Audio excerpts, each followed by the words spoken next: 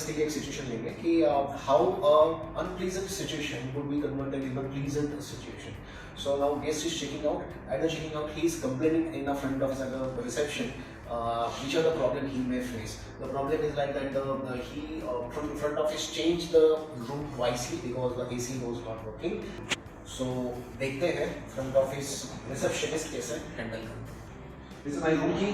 My Namaskar. So my room is 402. I want to check it out. Yes sir. So कैसे आप stress है? जब तक treatment हो सकता है. Truly speaking, it was not nice. It was not good.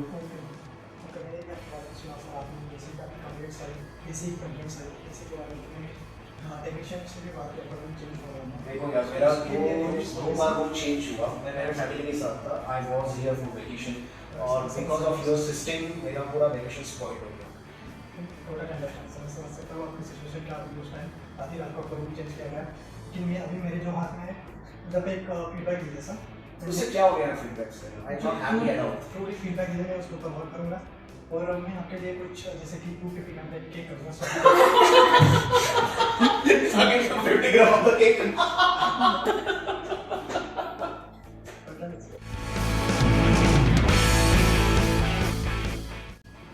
Okay, जब अभी रिसेप्शनिस्ट ने बताया 250 gram of the cake, now this is very funny. If you are giving any kind of a complimentary, the grammage or the weight, it couldn't be pronounced. तो ये नहीं बोलना चाहिए कि कितने ग्राम का आप केक दे रहे हो. एंड सेकेंड थिंग, गेस्ट ने फेस किया एक सिचुएशन कि ओके आधी रात को उसका रूम चेंज करना पड़ा. तो ये फिर से रिपीट नहीं करना है आपको गेस्ट के सामने. सर मुझे पता है कि आधी रात को आपको रूम चेंज करना पड़ा ना. यहाँ पे होता क्या है कि अगर आप वो सिनारियो फिर से रिपीट करते हो विच वॉज अनप्लीजेंट, तो वो उस मूड में चला जाता है. तो आधी रात को भले ही आपने रूम चेंज किया होगा, लेकिन अभी at the time of checkout वो रिपीट नहीं करना है. ठीक है. So now in this situation सबसे पहले याद रखना कि आपके रूम का जो भी कंप्लेंट है, इस टाइप की जो कंप्लेंट आ रही है, तो आपको पता होना चाहिए कि ये गेस्ट चेकआउट हो रहा है और इनके साथ ये इशू हो चुका है. Now you know. तो पहले से ही आपने प्रिपेयर करके रखना है. एंड बिलीव मी, आप जैसे ही वेलकम करोगे या फिर इसके साथ कम्युनिकेट करोगे तो आपको पॉजिटिव नोट से स्टार्ट करना है. पॉजिटिव नोट कौन सा होगा कि thank you for being with us and thank you for your patience sir. Now होगा क्या, without explaining anything he would understand कि उनके साथ जो भी रात को मतलब कंप्लेंट हुआ, एसी का प्रॉब्लम हुआ, वो आपको पता है. अभी आप उनको एक्सप्लेन नहीं कर रहे हो पूरा सिचुएशन, लेकिन आप बोल रहे हो thank you for with us and thank you for your patience sir. It was very unpleasant experience. We know that it was very unpleasant experience with us. We are extremely sorry, but it was a technical glitch. It can be happen, but unfortunately it was happened with you. From the next time it will not happen. Please give us one chance.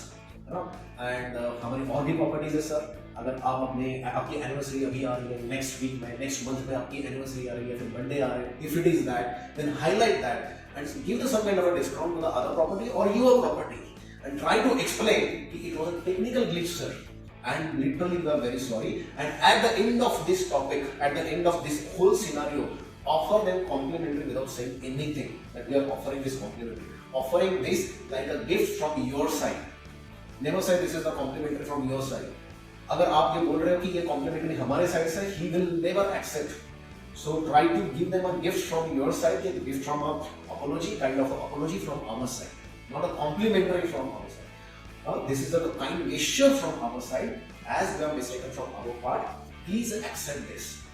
Now what happened? अभी क्या होगा? First मैंने बात आपको बताई कि scenario explain मत करो. आते ही बताओ कि we know the situation what you face.